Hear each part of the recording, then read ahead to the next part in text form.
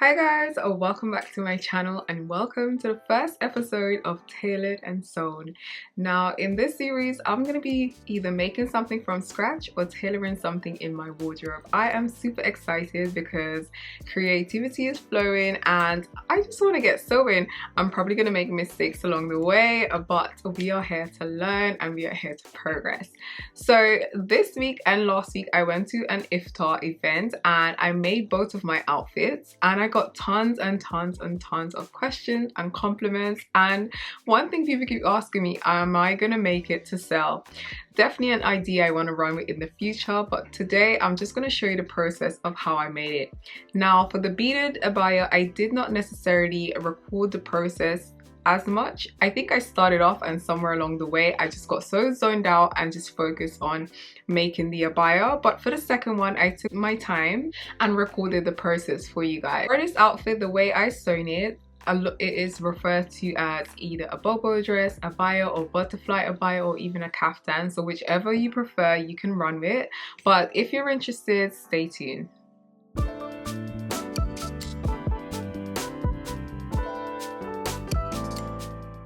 To make this abaya, you will need your fabric of choice, a thread that matches, scissors, and any accessories. I've got lace trim and a gold applique. I didn't end up using the applique, but you can always add it or not. The first thing that you want to do is, of course, measure out your fabric. For myself, I held it to my neck and make sure it hit the floor, and that's where I fold and also iron the top. I laid it out on the table and then measure it to my actual length, and it matched up perfectly.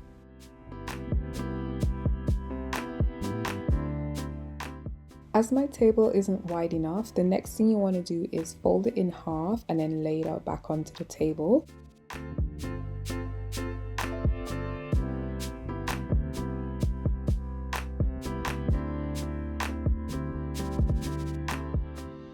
As I don't have a paper pattern, I'll be using an abaya that I have because I want to sew this current abaya in the same style. This will be my guide in terms of the length to cut and also the shape.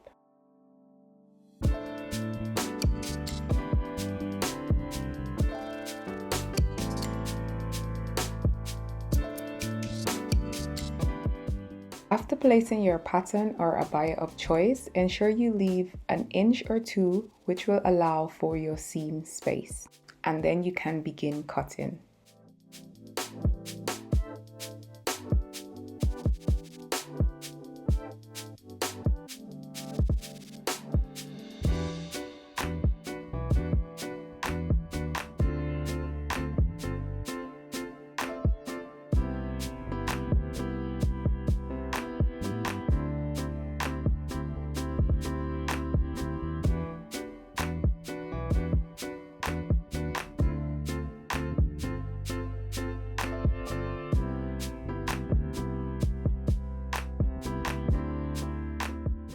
For the neck, I'm using the abaya as a template as well and using some fabric chalk to mark out where to start and where to finish.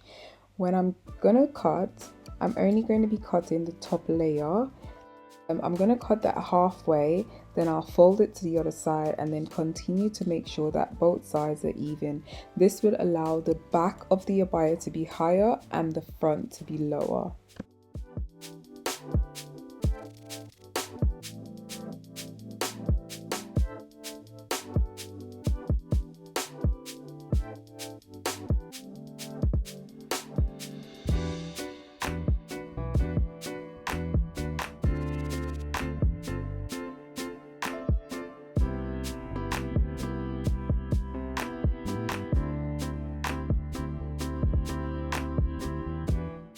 For the closing of the abaya, I'm doing a inner seam and I'll be using some fabric chalk to mark this out all the way to the end.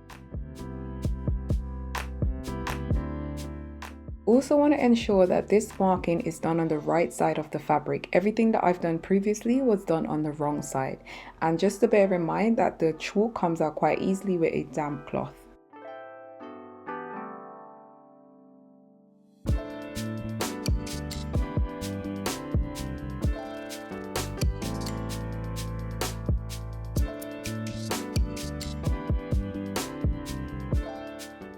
I give the abaya a bit of a try on just to make sure that I was happy, but to be quite honest, nothing more could be done at this stage because I've cut it to my desire. Before I begin stitching, I like to do a double fold, and when I do my double fold, I like to iron because it makes it very smooth and easy to stitch. So I do this on all the hems, which will be the bottom hem and also the hems on the side.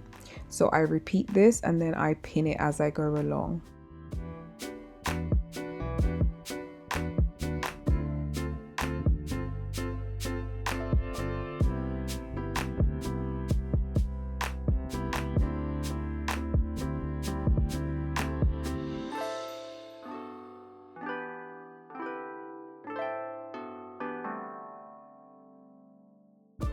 For the sides, I do my hem stitch and also attach the trim at the same time. Because I ironed and did the folding initially, it makes attaching quite easily and this process goes seamlessly.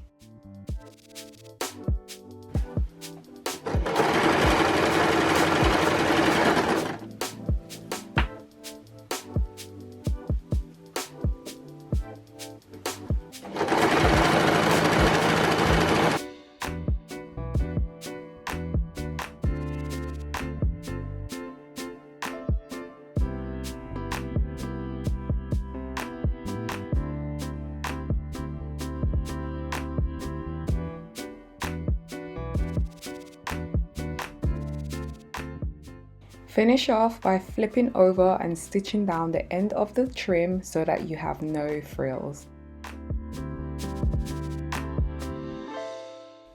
When it's time to stitch the inner seam, just ensure that you leave about 20 centimeters from the bottom. This will ensure easy movement when you walk.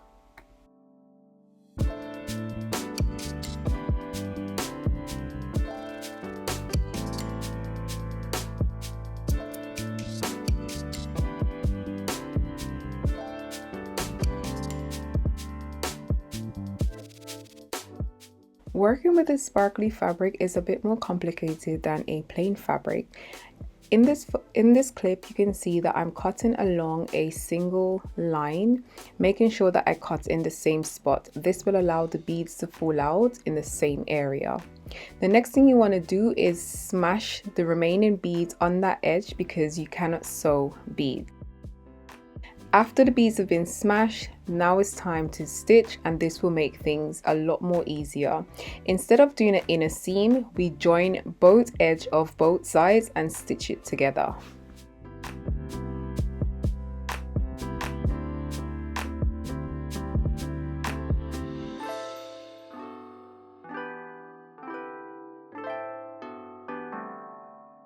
So guys, that is the end. I hope you guys enjoyed the video. I hope it was insightful and quite clear, but I am super proud of how these two turned out. Leave your comments in the comment section and don't forget to like and subscribe, and I will see you guys in episode 2. Bye.